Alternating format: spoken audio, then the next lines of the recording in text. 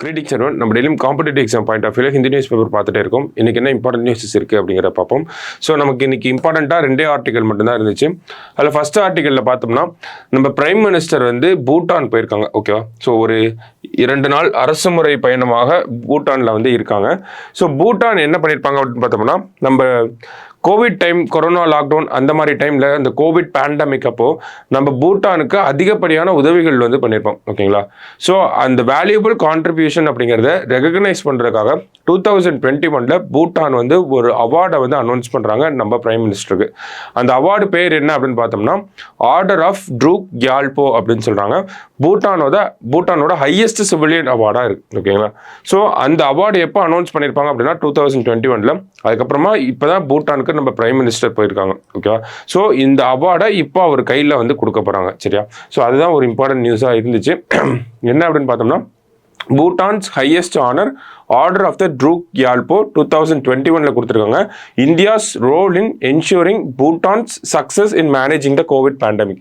பூட்டானோட அந்த கோவிட் பேண்டமிக்கு இந்தியா எப்படி ஹெல்ப் பண்ணாங்க, இந்தியாவோட உதவினால பூட்டான் எப்படி அந்த பேண்டமிக்ல இருந்து தப்பிச்சு வெளியே வந்தாங்க அப்படிங்கிறது அந்த ஒரு ரெகக்னிஷன், அந்த கான்ட்ரிபியூஷன், அந்த ஒரு ரெகக்னிஷனுக்காக தான் கொடுத்துருக்காங்க. Order of the Druk Gyalpo விருது பிரதமர் மோடிக்கு வழங்கப்பட்டது. அது எந்த நாட்டோட உயரிய விருது அப்படிங்கிறத கேட்கலாம். ஓகேவா? ஸோ பூட்டானோட உயரிய விருதாக இருக்கு. ஓகேங்களா? அது மட்டும் இல்லாமல் பூட்டானோட கிங்கா இருக்கக்கூடிய ஜிக்மே வான்சுக் அப்படிங்கிறவர் தான் அந்த விருதை நம்ம பிரதமர் கையில் கொடுக்க போறாங்க. சரிங்களா? ஸோ அதுதான் இந்த ஒரு முக்கியமான செய்தியாக இருந்துச்சு. ஸோ அதை தாண்டி பார்க்குறப்ப நமக்கு இன்னொரு செய்தி முக்கியமாக இருந்துச்சு. என்ன அப்படின்னு பார்த்தோம்னா, நமக்கு இஸ்ரோவோட ஒரு டெஸ்டிங் ஒன்று போயிருக்கு. ஓகேங்களா? ஸோ அந்த டெஸ்டிங் பற்றி தான் பார்க்க போகிறோம். என்ன டெஸ்டிங் அப்படின்னு பார்த்தோம்னா, ஒரு கர்நாடகாவில் ஒரு லான்ச் ரீயூசபிள் லேண்டிங் வெஹிக்கிள் அப்படின்னு சொல்லுவாங்க. ஓகேவா? ஸோ இதுதான் அந்த டெஸ்டிங். ஓகேவா? So ISRO successfully conducts experiment on Pushpak அப்படிங்கிறது என்னன்னா RLV அப்படின்னு சொல்லுவோம். ஓகேவா? ஷார்ட்டா ரீயூசபிள் லேண்டிங் வெஹிக்கிள் அப்படிங்கிறத சொல்றாங்க.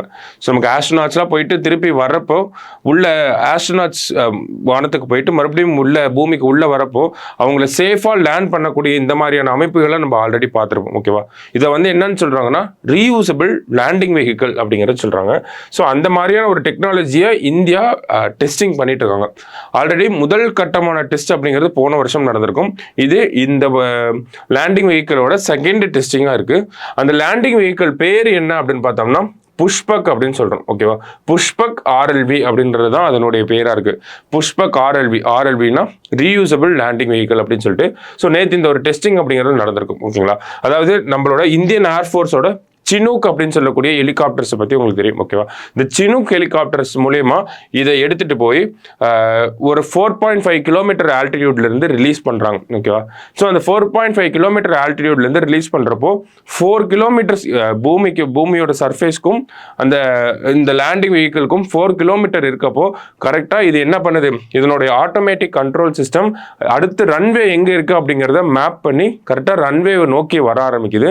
ரன்வே கிட்ட லேண்ட் ஆனதுக்கு அப்புறமா அதனுடைய பிரேக்கிங் சிஸ்டம் அப்படிங்கிறது பேராஷூட்லாம் இருக்கும். சரிங்களா? ஸோ இந்த இடத்துல லேண்ட் ஆனதுக்கு அப்புறமா பேராஷூட் இருக்கும். ஸோ பேராஷூட்டை யூஸ் பண்ணி அது பிரேக் பண்ணுது. சரிங்களா? ஸோ அந்த ஒரு மூவிங் அந்த போயிட்டு இருக்கிறத பிரேக் பண்ணுது. ஓகேவா? ஸோ அதுதான் இந்த டெஸ்டிங்ல பண்ண விஷயமாக இருக்கும். ஓகேவா?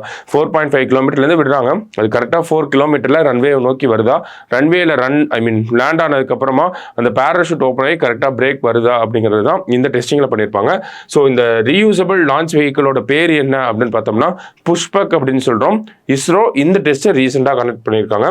ஸோ இது இந்த ரீயூசபிள் லேண்டிங் வெஹிக்கிளோட செகண்ட் டெஸ்டிங்காக இருக்குது. ஓகேவா? போன வருஷம் ஃபர்ஸ்ட் டெஸ்டிங் பண்ணியிருப்பாங்க. ஸோ நேம் தான் நமக்கு ரொம்ப முக்கியம். புஷ்பக் ரீயூசபிள் லேண்டிங் வெஹிக்கிள் அப்படிங்கிறத நல்லா ஞாபகம் வச்சுக்கோங்க. ஸோ அடுத்தது எடிட்டோரியல் பேஜில் பார்த்தோம்னா, இந்த இஸ்ரேல் ஹமாஸ் ரஷ்யா யுக்ரைன் போருக்கு அமெரிக்காவோட நிலைப்பாடு என்ன, சமீபத்தில் டெல்லி முதலமைச்சர் அரவிந்த் கெஜ்ரிவால் அவர்களை அரெஸ்ட் பண்ணியிருப்பாங்க. ஸோ அதை சார்ந்த விஷயங்கள், ஒரு இந்தியா டுடே கான்க்ளேவ் நடந்திருக்கும். ஓகேங்களா? ஸோ அந்த கான்க்ளேவில் நம்மளோட external affairs minister, home minister, prime minister எல்லாரும் பேசியிருப்பாங்க. அதில் ஹோம் மினிஸ்டர் பேசினதை வச்சு ஒரு ஆர்டிகல் எழுதியிருக்காங்க. ஓகேவா? ஸோ அதுவும் நமக்கு அவ்வளோக்கு தேவையில்லை. பாகிஸ்தான் எதுக்காக ஆப்கானிஸ்தான் மேலே சண்டை போட்டுட்டு இருக்காங்க அப்படிங்கிற ஒரு விஷயம். ஸோ இந்த மாதிரியான விஷயங்கள் நமக்கு எக்ஸாம் பாயிண்ட் ஆஃப் வியூல தேவைப்படாது. சரிங்களா? ஸோ மற்ற ஆர்டிகல்ஸ் எதுவுமே நமக்கு இன்னைக்கு எக்ஸாம் பாயிண்ட் ஆஃப் வியூல எடுத்துக்கிற மாதிரி இல்லை. ஓகேவா? ஸோ அந்த 2 ஆர்டிகல் மட்டும் தான் இருந்துச்சு. இன்னைக்கு நியூஸ் பேப்பர்லையுமே அவ்வளோதான் இருந்துச்சு சரிங்களா. ஸோ இதே கம்பேர் பண்ணுறப்போ நேற்று நியூஸ் பேப்பரில் நிறைய ஆர்டிகல்ஸ் இருந்துச்சு. ஸோ நேற்று நியூஸ் பேப்பர் பார்க்காதவங்க அதை ஒரு தடவை எடுத்து பார்த்துருங்க. இந்த நியூஸ் பேப்பரை பொறுத்த வரைக்கும் இந்த 2 ஆர்டிகல்ஸ் இம்பார்ட்டண்ட்டாக இருந்துச்சு. ஸோ அதை ஒருக்கா நல்லா பார்த்து வச்சுக்கோங்க சரிங்களா. ஸோ நாளைக்கு நியூஸ் பேப்பர் அனலிஸ்ட்டில் மீட் பண்ணலாம். தேங்க்யூ.